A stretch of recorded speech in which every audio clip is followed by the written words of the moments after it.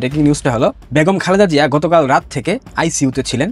শেষ খবর পেয়েছি তিনি অলরেডি সৃষ্টিকর্তার ডাকে সাড়া দিয়ে উপরে চলে গেছেন। তার মৃত্যুর খবরটাকে ধামাচাপা দিয়ে রাখা হয়েছে। খালেদা জিয়ার চিকিৎসার জন্য চীনা মেডিকেল বোর্ড বসেছে, এগুলো সব নাটক। খালেদা জিয়া অলরেডি গন কেস। এখন অফিসিয়ালি হয়তো ঘোষণা দিচ্ছে না, অফিসিয়াল ঘোষণাটা আপনারা খুব শীঘ্রই পেয়ে যাবেন। মারা গেছেন বিএনপি চেয়ারপারসন খালেদা জিয়া। বিএনপির একটি গোপন সূত্রে জানা গেছে রাজধানীর এভারকেয়ার হাসপাতালে চিকিৎসাধীন বিএনপি চেয়ারপারসন বেগম খালেদা জিয়া কাল রাতে মারা গেছেন। আমাদের চেয়ারপারসন দেশনেত্রী বেগম খালেদা জিয়া ছাড়াই দেশে নয় দেশের বাইরে থেকে এমন গ্রিন সিগন্যাল এসেছে যে তারা ছাড়া নির্বাচন হবে না। জাপা তাই নির্বাচনে আসছে। এখন আপা ছাড়া কি নির্বাচন অনুষ্ঠান করতে পারবেন ডক্টর ইউনূস? তার মানে আওয়ামী লীগের সঙ্গে কি কোনো রাজনৈতিক কৌশলের ভিত্তিতে কোনো নির্বাচনী জোট অনুষ্ঠিত হতে যাচ্ছে এর মাধ্যমে? এনসিপি টোকাইরা যেখানেই যাচ্ছে সেখানেই জনগণ দৌড়ানি দিচ্ছে, না হয় গণধোলাই দিচ্ছে। এবং এনসিপির অনেক নেতা এই ভয়ে বিভিন্ন জায়গায় পদত্যাগ করছে। সিরাজগঞ্জ থেকে এনসিপির প্রায় 50 জন জেলার শীর্ষস্থানীয় নেতা একযোগে পদত্যাগ করেছে। বাংলাদেশে এখন এনসিপি বলি ব্রেকিং নিউজটা হলো বেগম খালেদা জিয়া গতকাল রাত থেকে আইসিইউতে ছিলেন। শেষ খবর পেয়েছি তিনি অলরেডি সৃষ্টিকর্তার ডাকে সাড়া দিয়ে উপরে চলে গেছেন। এখন ঘটনা কতটুকু সত্য সেটা খুব শীঘ্রই প্রমাণিত হবে। হয়তো এখানে বিশেষ কিছু লক্ষ্য উদ্দেশ্য পূরণের জন্য তার মৃত্যুর খবরটাকে ধামাচাপা দিয়ে রাখা হয়েছে। বিএনপির শীর্ষ পর্যায়ের কারো পক্ষ থেকে কোনো প্রকার বিবৃতি এখনো দেখা যায়নি। এমনকি শুনতে পাচ্ছি তারেক রহমান লন্ডন থেকে আসার একটা বন্দোবস্ত করছেন। এবং আরেকটা ব্রেকিং আছে, তারেক রহমান লন্ডনের নাগরিক, তিনি বাংলাদেশের নাগরিক নন এবং নির্বাচনী নিয়ম অনুযায়ী এই মুহূর্তে তিনি বাংলাদেশের নির্বাচনে অংশ নিতে পারবেন না, কারণ তিনি বাংলাদেশের ভোটার তালিকায় অন্তর্ভুক্ত কেউ না। এখন নির্বাচন কমিশন তো বিএনপির পকেট, সেই ক্ষেত্রে দেখা যাক নির্বাচন কমিশন কোনো একটা কূট কৌশল অবলম্বন করে হয়তো বা তারেক রহমানকে ভোটার তালিকায় অন্তর্ভুক্ত করবে, এটা ভিন্ন প্রেক্ষাপট। তবে খালেদা জিয়ার চলে যাওয়াটা মোটামুটি সন্দেহের কারণ আছে। বিএনপির একাধিক নেতা একাধিক কথা বলছে। বাংলাদেশের ইতিহাসে যতগুলো রাজনৈতিক নেতার জানাজা হয়েছে, মৃত্যুর পর মুসলিমদের যে জানাজা হয়, জিয়াউর রহমানের জানাজায় সব থেকে বেশি মানুষ উপস্থিত ছিল। বিএনপির কোনো একটা জেলার সাধারণ সম্পাদক মঞ্জুর এলাহি নাম একটা অনুষ্ঠানে গিয়ে বক্তব্যে বলেছেন বাংলাদেশের ইতিহাসে সব থেকে বেশি মানুষ হয়েছিল জিয়াউর রহমানের জানাজায়। সে রেকর্ড ভাঙবে খালেদা জিয়ার জানাজায় মানুষ উপস্থিতি হয়ে। তার মানে বোঝা যাচ্ছে সামথিং কিছু একটা হচ্ছে, কিন্তু আসলে কি হচ্ছে সেটা এখন আমরা বুঝতে পারছি না। হয়তো বা কয়েক ঘন্টার মধ্যেই আমরা সঠিক তথ্য পেয়ে যাব। তারেক রহমানের ফিরে আসা, খালেদা জিয়ার মৃত্যু, বিএনপির বর্তমান প্রেক্ষাপট, বিএনপির ভবিষ্যৎ পরিকল্পনা, এগুলো নিয়ে একটা বিশাল প্রতিবেদন বানানো উচিত এবং আমি খুব শীঘ্রই সেটা করব।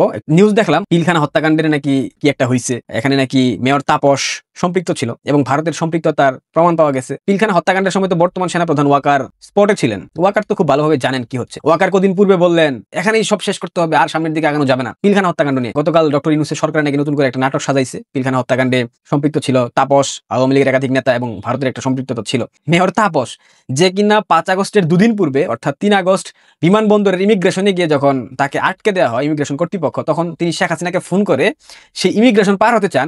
তার মতো ভীতু সে নাকি বিডিআর হত্যাকাণ্ডের মতো ঘটনায় সম্পৃক্ত থাকবে, তার নির্দেশনায় সে নাকি সংগঠিত করেছে। এইসব গল্প, এইসব নাটক বন্ধ করেন। এইসব নাটক বাংলাদেশের মানুষ আর খাবে না। তাপসকে না দিয়ে অন্য কাউকে দিলে সেটা বিশ্বাসযোগ্য ছিল। তাপসের মতো ব্যক্তি বিডিআর হত্যাকাণ্ডের মতো ঘটনা ঘটাবে, এটা পৃথিবীর কোনো ব্যক্তি বিশ্বাস করবে না। আর ভারতের সম্পৃক্ততার তথ্য তারা দিয়েছে, তারা পেয়েছে। তাহলে ভারতকে এখন কি করা উচিত? ভারত অভিমুখে হামলা হবে, মিসাইল অ্যাটাক হবে, পাকিস্তান থেকে যে জঙ্গিরা বাংলাদেশে এসেছে তাদেরকে দিয়ে কি ভারতের 7 সিস্টার্স খেয়ে দেওয়া হবে, ভারতের পশ্চিমবঙ্গকে খেয়ে দেওয়া হবে? আমরা দেখতে চাই ভারত যেহেতু এখানে সম্পৃক্ত, বাংলাদেশের আভ্যন্তরীণ রাজনৈতিক বিষয়ে ভারত হস্তক্ষেপ করেছে, তার মানে ভারতকে অবশ্যই চরম মূল্য দিতে হবে। শেখ হাসিনার আজকেও একটা রায় হয়েছে, পুতুলের রায় হয়েছে, সজীব ওয়াজেদ জয়ের রায় হয়েছে, টিউলিপ সিদ্দিকির 2 বছরের কারাদণ্ড দিয়েছে বর্তমান সরকার। মানে ফালতুমির একটা লেভেল থাকে ভাই। টিউলিপ সিদ্দিকি নাকি শেখ হাসিনাকে জোর করে প্লট বরাদ্দ নিয়েছিল। যেই মহিলা ব্রিটিশ সিটিজেন, ব্রিটিশ ক্যাবিনেটের একজন মেম্বার, সে নাকি বাংলাদেশে প্লট নিবে, আবার শেখ হাসিনাকে জোরপূর্বক প্রেশার দিয়ে এইসব গল্প খায়। কোন দিন জানি শুনবো ব্রিটেনের রানী সেও আওয়ামী লীগের প্রেশার দিয়ে এটা করে নিয়েছে, ব্রিটেনের রানীর বিরুদ্ধে ডক্টর ইউনূসের সরকার মামলা করবে। মানে ফাতরামির একটা লেভেল থাকে ভাই, একটা লেভেলের মধ্যে ফাতরামি করা উচিত। এদের কোনো ক্লাসই নাই, এদের কোনো লেভেলই নাই। এরা আসলে কি বুঝে, কি ভাবে, কি করে না করে, একদম মানে যাচ্ছে তাই একটা অবস্থা। যাই হোক, যে ব্রেকিং নিউজটা দেওয়ার জন্য আপনাদের সামনে আসা, অনেকগুলো কথা বলে ফেললাম। ব্রেকিং নিউজ হয়েছে খালেদা জিয়ার চিকিৎসার জন্য চীনা মেডিকেল বোর্ড বসেছে, এগুলো সব নাটক। খালেদা জিয়া অলরেডি গন কেস। এখন অফিসিয়ালি হয়তো ঘোষণা দিচ্ছে না, অফিসিয়াল ঘোষণাটা আপনারা খুব শীঘ্রই পেয়ে যাবেন। হয়তোবা অফিসিয়াল ঘোষণা দেরিতে দেওয়া হচ্ছে, কারণ এর মধ্যে যদি কোনো কূট কৌশল করে তারেক রহমানকে দেশে ফেরানোর কোনো একটা বন্দোবস্ত করা যায়, এটাই মূলত আসল উদ্দেশ্য। দেখেন যা ভালো মনে করেন। আর জিয়াউর রহমান তার জানাজায় যত লোক হয়েছিল, খালেদা জিয়ার জানাজায় তার থেকেও বেশি লোক হোক, আমরা প্রত্যাশা করি। বেগম জিয়া সসম্মানে উপরে পাড়ি জমা। সেই আনোয়ার হোসেন, মঞ্জু, আনিসুল ইসলাম, মাহমুদ, জেএম কাদেরদের কাছে নিশ্চয়ই দেশে নয় দেশের বাইরে থেকে এমন গ্রিন সিগন্যাল এসেছে যে তারা ছাড়া নির্বাচন হবে না, জাপা তাই নির্বাচনে আসছে। এখন আপা ছাড়া কি নির্বাচন অনুষ্ঠান করতে পারবেন ডক্টর ইউনূস? নয়াদিল্লিতে জাতীয় নিরাপত্তা উপদেষ্টা খলিলুর রহমানকে ডেকে ভারতের জাতীয় নিরাপত্তা উপদেষ্টা জানিয়ে দিয়েছেন যে ভারত এবং ভারতের সঙ্গে সঙ্গে যুক্তরাষ্ট্র অত্যন্ত গুরুত্বের সঙ্গে মনে করে যে বাংলাদেশে একটা অংশগ্রহণমূলক নির্বাচন ছাড়া আঞ্চলিক স্থিতিশীলতা অসম্ভব, কাজেই অংশগ্রহণমূলক নির্বাচন নিশ্চিত করতে হবে ইউনূস সরকারকে।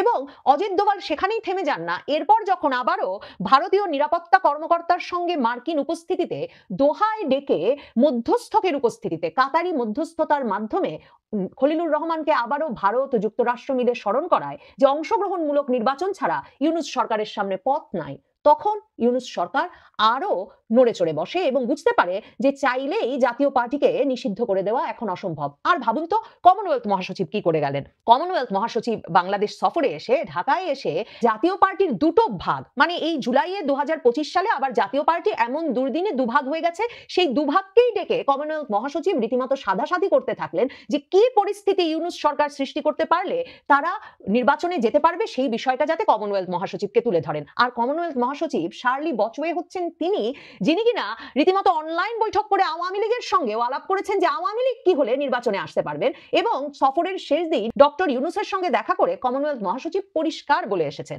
জাতীয় পার্টির নির্বাচনে আসার ব্যবস্থা তো তাকে করতেই হবে, তাকে শেষ পর্যন্ত আওয়ামী লীগকেও কিভাবে নির্বাচনে নিয়ে এসে অংশগ্রহণমূলক নির্বাচন তিনি নিশ্চিত করতে পারেন সেই ব্যবস্থাটা করতে হবে। কাজেই ডক্টর ইউনূস মহা জ্বালায় আছেন, বিরাট চাপে আছেন। আর ওদিকে জাতীয় পার্টি বুঝে ফেলেছে যে আওয়ামী লীগকে শেষ পর্যন্ত নির্বাচনে আনার উপায় ডক্টর ইউনূস খুঁজে পাবেন কিনা তা নিশ্চিত না হলেও জাতীয় পার্টিকে নির্বাচনে ঠেকানোর সাহস দুঃসাহস কিছুতেই করবেন না ইউনূস, সেই সাধ্য তার নাই। কাজেই জাতীয় পার্টির দুই অংশই, মানে জাতীয় পার্টি 2025-এর জুলাইয়ে দুভাগ হয়ে গেল, জিএম কাদের এক অংশ আর আরেক অংশে নেতৃত্বে গেলেন আনিসুল ইসলাম মাহমুদ। জিএম কাদের আনিসুল ইসলাম মাহমুদ দুজনেই পুরো আওয়ামী লীগ আমল জুড়েই বারবার নির্বাচিত হয়েছেন। 2008, 2014, 2018, 2024 সবগুলো সংসদ নির্বাচনে তারা অংশ নিয়েছেন, সবগুলো নির্বাচনে তারা সংসদ সদস্য মনোনীত হয়েছেন এবং এই ব্যক্তিরা রীতিমতো আওয়ামী লীগ আমলে মন্ত্রী পদে ছিলেন। দেখেন আনিসুল ইসলাম মাহমুদ বা জাতীয় পার্টির নেতৃবৃন্দ আসলে সহজ নেতৃবৃন্দ নন, মানে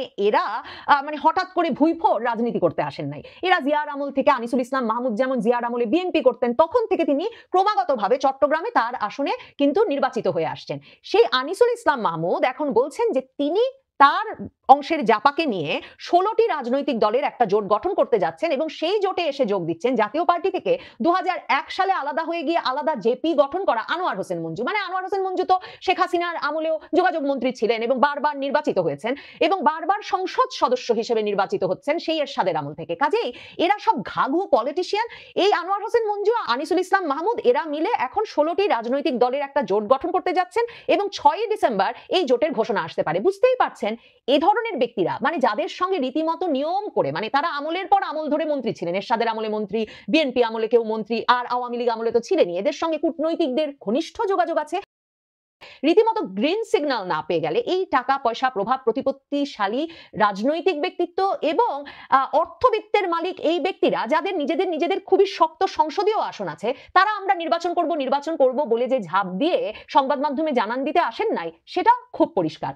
এখন 16টি দলের যে জোট তারা গঠন করতে যাচ্ছেন সে সম্পর্কে আনিসুল ইসলাম মাহমুদ বলেছেন, যিনি কিনা 2024-এর যে নির্বাচন সেই নির্বাচনেও কিন্তু তিনি সংসদে বিরোধী দলের উপনেতা ছিলেন। তো এই আনিসুল ইসলাম মাহমুদকেও কিন্তু 5ই আগস্ট জাতীয় পার্টির নেতা হিসেবেই সেনাপ্রধান ওয়াকারুজ্জামান সেনা সদরে যে রাজনৈতিক দলগুলোর সঙ্গে মত বিনিময় নিয়ে গেছিলেন, তখনও তিনি জিএম কাদের এবং আনিসুল ইসলাম মাহমুদ দুজনকেই কিন্তু আমন্ত্রণ জানিয়েছিলেন। এই আনিসুল ইসলাম মাহমুদ তিনি এখন বলছেন যে তারা যে 16 দলের রাজনৈতিক জোট গঠন করতে যাচ্ছেন, এই জোট শুধু নির্বাচনী জোট নয়, এই জোট ভবিষ্যৎ রাজনীতিতে ঐক্যবদ্ধভাবে কাজ করতে পারবে। আওয়ামী লীগ নির্বাচনে আসবে কি আসবে না আমরা এখনো জানি না, যদি অংশ নিতে না পারে অন্তত 25% ভোট রয়েছে, এখানে তৃতীয় ধারা তৈরি করার সুযোগ আছে। যারাই ক্ষমতায় আসুক একটা শক্তিশালী বিরোধী দল হওয়ার সুযোগ আছে। আরে হাসনাত আব্দুল্লাহ, জামায়াতে ইসলামী, নুরুল হক নুরুল, গণ অধিকার পরিষদ, এবি পার্টি, মানে এসব সব দলের ভয়টা তো সেখানেই যে জাপা দিয়ে আপা চলে আসবে, যে আপা যদি শেষ পর্যন্ত নির্বাচনে না আসতে পারে, আওয়ামী লীগ যদি নির্বাচনে না আসতে পারে, তাহলেও জাতীয় পার্টিতে যে ধরনের জাতীয় নেতৃবৃন্দ আছেন এবং তাদের সংসদীয় আসন আছে, রাজনৈতিক উপস্থিতি আছে, কূটনৈতিক যোগাযোগ আছে, তারা আওয়ামী লীগের ভোটগুলো নিয়ে আসার জন্য আওয়ামী লীগের সাথে যেমন একটা রাজনৈতিক জোট কৌশলের আশ্রয় নিতে পারে, ঠিক তেমনি তারা যে ধরনের ভোট কাটবেন তাতে এসব এনসিপি টেনসিপি বা এবি পার্টি বা যারা যারা এখন নির্বাচনে গিয়ে রীতিমতো সংসদ সদস্য হয়ে পড়ার স্বপ্ন দেখছেন তাদের স্বপ্ন শেষ করে দেবে এই জাপা। এখন আনিসুল ইসলাম মাহমুদের কিন্তু অবস্থান খুব শক্ত। মানে বলেন তো কি রহস্যে শেখ হাসিনার আমলের মন্ত্রী এবং শেখ হাসিনার সর্বশেষ যাকে এরা আমিডামিন নির্বাচন বলে, সেই আমিডামিন নির্বাচনেও যিনি কিনা বিরোধী দলের উপনেতা ছিলেন তিনি কিভাবে প্রকাশ্যে ঘুরে বেড়াচ্ছেন, স্বাভাবিক পেশা জীবন কাটাচ্ছেন বলুন তো? কারণ চট্টগ্রামের এই প্রভাবশালী পরিবারের ব্যক্তিটি আনিসুল ইসলাম মাহমুদ উনি খুব ঘনিষ্ঠ, এমনকি ডক্টর ইউনূসের সঙ্গে পারিবারিকভাবে। মির্জা ফখরুল ইসলাম আলমগীর, বাংলাদেশ ব্যাংকের সাবেক গভর্নর, এখন অর্থ উপদেষ্টা সালেউদ্দিন আহমেদ, এরা সব বাড়িতে বসে একসাথে আড্ডা দেন, কবিতা আবৃত্তি করেন। এসব ভিডিও ভাইরাল হয়ে সামাজিক যোগাযোগ মাধ্যমে প্রায়ই ছড়িয়ে পড়ে। কাজেই এদের ভিত্তিটা শক্ত, এদেরকে নাড়া দিয়ে দেবেন ওই হাসনাত আব্দুল্লাহ আর নুরুল হক নুরু, এর কোনো সম্ভাবনাই নাই। এখন এর সঙ্গে দেখেন, উনাদের সঙ্গে এসে এই জাতীয় পার্টির আনিসুল ইসলাম মাহমুদ অংশের সঙ্গে যারা যারা এসে যোগ দিয়েছেন, তার সঙ্গে তো এমনিতেই এবিএম রুহুল আমিন হাওলাদার তার অংশের জাতীয় পার্টির মহাসচিব হিসেবে আছেনই, এদের সঙ্গে যারা এসে যুক্ত হয়েছেন তার মধ্যে কট্টর বিএনপি ঘরানার সাংবাদিক শওকত মাহমুদ আছেন। তিনি বিএনপি থেকে এই নমিনেশন নিয়ে নির্বাচন করেছিলেন বোধহয় 2018-তে। তো সেই শওকত মাহমুদ এখন তো আলাদা দল করেছেন জনতা পার্টি নামে, সেই শওকত মাহমুদের দল যোগ দিচ্ছেন। এদের সঙ্গে যোগ দিচ্ছেন বাংলাদেশ মুসলিম লীগের সভাপতি অ্যাডভোকেট মহসিন রশিদ। এই অ্যাডভোকেট মহসিন রশিদকে যিনি প্রথম হাইকোর্টে গিয়ে এই মামলা দায়ের করলেন যে ইউনূস সরকার 106 অনুচ্ছেদ অনুযায়ী যে বলছে যে আপিল বিভাগের একটা রেফারেন্স নিয়ে গঠিত হয়েছে, এটা সত্যি হতে পারে না, এই সরকারটি অসাংবিধানিক। মানে ঘাঘু সব লোক, শক্তিশালী সব লোক, যিনি কিনা সেই গত বছরই মামলা ঠুকে দিয়েছেন যে ইউনূস সরকার অসাংবিধানিক, সেই আইনজীবী মহসিন রশিদও আছেন কিন্তু এই আনিসুল ইসলাম মাহমুদের এই জোটের মধ্যে। এছাড়া তো বললামই আনোয়ার হোসেন মঞ্জু নিজেই তো একাই 100, পিরোজপুর 2 থেকে বহুবার সংসদ সদস্য নির্বাচিত হয়েছেন। তোফাজ্জল হোসেন মানিক মিয়ার ছেলে, ইত্তেফাকের মালিক। এই আনোয়ার হোসেন মঞ্জুদেরও প্রভাবের গল্পটা বলি, যে ধরেন তিনিও তো শেখ হাসিনার আমলেরও মন্ত্রী। তো তিনি সেপ্টেম্বর 2024-এ কিন্তু গ্রেফতার হয়েছিলেন এবং গ্রেফতার হওয়ার 4 ঘন্টার মধ্যে এই ইউনূস সরকারকে, শেখ হাসিনা আমলের মন্ত্রী সংসদ সদস্য এই আনোয়ার হোসেন মঞ্জুকে ছেড়ে দিতে হয়েছিল তার স্বাস্থ্য সংক্রান্ত জটিলতা আছে এই যুক্তি দেখিয়ে। বুঝতেই পারছেন আওয়ামী লীগের মৃত্যুশয্যায় থাকা, বার্ধক্যের ভারে নুয়ে পড়া নেতা কর্মীরাও যখন, মানে সাবেক মন্ত্রীরাও যখন সব জেলে আর একবার আদালতে যাচ্ছেন আর ফিরছেন কারাগারে, আদালতে যাচ্ছেন আর কারাগারে ফিরছেন, এই ভিডিও নিয়মিত প্রকাশ হচ্ছে, তখন আনোয়ার হোসেন মঞ্জুদের ক্ষমতাটা কত শক্তিশালী এবং কতটা প্রভাব বিস্তারী সেটা বুঝতে নিশ্চয়ই অসুবিধা হয় না। জিএম কাদের অংশ কিন্তু বসে নাই। জিএম কাদেরের অংশ মানে যাদের কাছে লাঙ্গল মার্কাটা এখন আছে, এবং জিএম কাদের অংশ শামীম হায়দার পাটোয়ারি তার মহাসচিব, যেই অংশটি আসলে নুরুল হক নুরুরা যখন দলবল নিয়ে ওই জাতীয় পার্টি ভাঙতে গেলেন, এক্ষুনি নিষিদ্ধ করতে হবে এই ঘোষণা নিয়ে ওই অফিসের দিকে গেলেন, যারা অফিসে থেকে অফিস রক্ষা করলেন, দল রক্ষা করলেন এবং নুরুল হক নুরুদের প্রতিহত করলেন, সেই জিএম কাদের অংশ এখন বলছে তারা 300 আসনেই প্রার্থী দেবে। এবং এরই মধ্যে রংপুর বিভাগের 33টি আসনে প্রার্থী চূড়ান্ত করার জন্য শীর্ষ নেতাদের নির্দেশ দিয়ে দেওয়া হয়েছে। রংপুর বিভাগের প্রার্থীরা এখন ঢাকায় অবস্থান করছেন এবং জাতীয় পার্টির এই জিএম কাদের অংশ বলছেন যে তাদের যত প্রার্থী তার বাইরেও তারা নতুন প্রার্থী দেওয়া সহ আরো অনেক চমক দেবেন। এখন কি ধরনের চমক দেবেন, মানে তারা আসলে কাদেরকে তাদের প্রার্থিতা বা তাদের লাঙ্গল প্রতীক তুলে দিচ্ছেন সেটা দেখবার জন্যও কিন্তু তার মানে অপেক্ষা করতে হবে। এবং এর বাইরে তারা যে চমক দেখিয়েছে, তারা আবার এভার কেয়ার হাসপাতালে বিএনপি নেত্রী খালেদা জিয়া রোগ সজ্জায়, সেখানে বিএনপি নেত্রীকে দলে বলে দেখতে গিয়ে